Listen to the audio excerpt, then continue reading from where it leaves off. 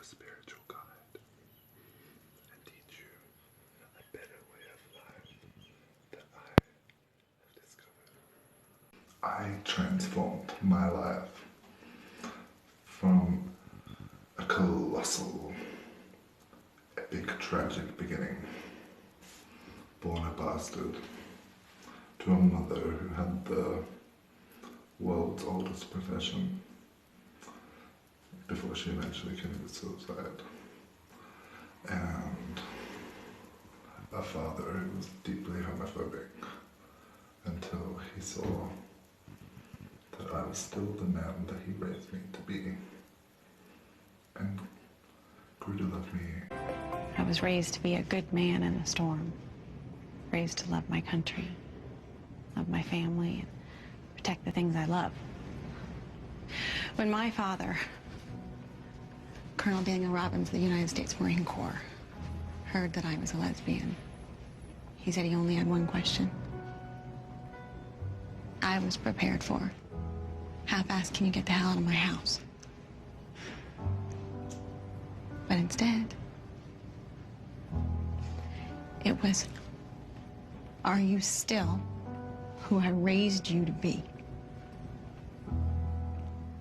My father believes in country the way that you believe in God.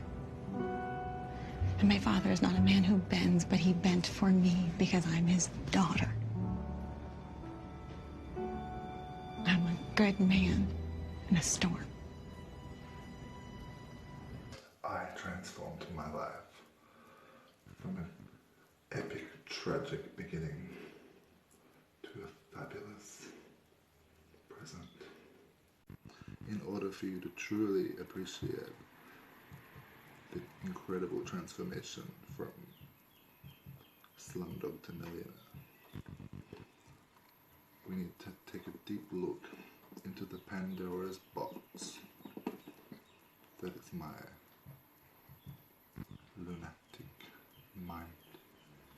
Plunge into the waters that are me. This is where our story begins. Baby me, looking like the baby Grinch.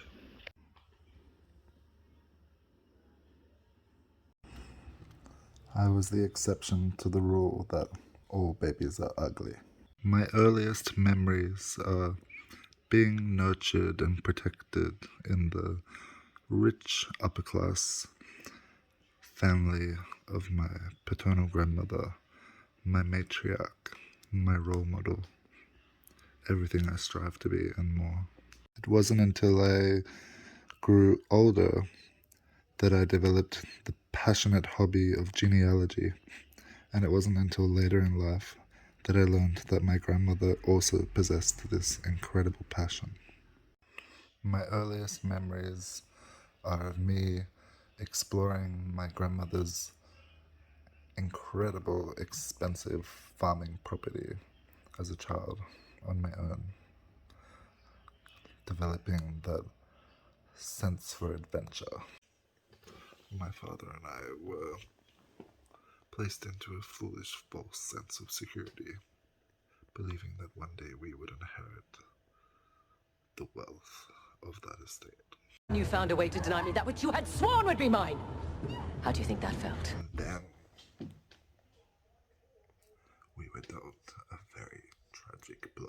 Within a year of each other, I struggled with the deep shame within myself, even though I was but a small child, in watching my father grieve the loss of his mother and brother and being incapable of being able to provide comfort to him. And I bore witness to the deep level of grief that my father endured, and yet how strong he was to give me the most amazing childhood, without a wife or girlfriend to lend a helping hand, or any other immediate family member. He did an incredible job.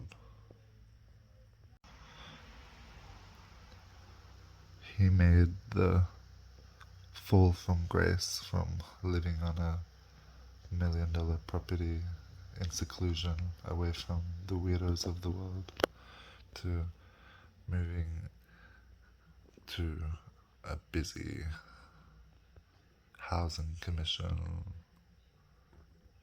government housing neighborhood.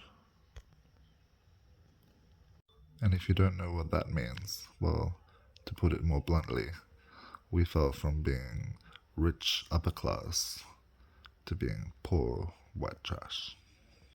An idea of how my father gave me an incredible childhood.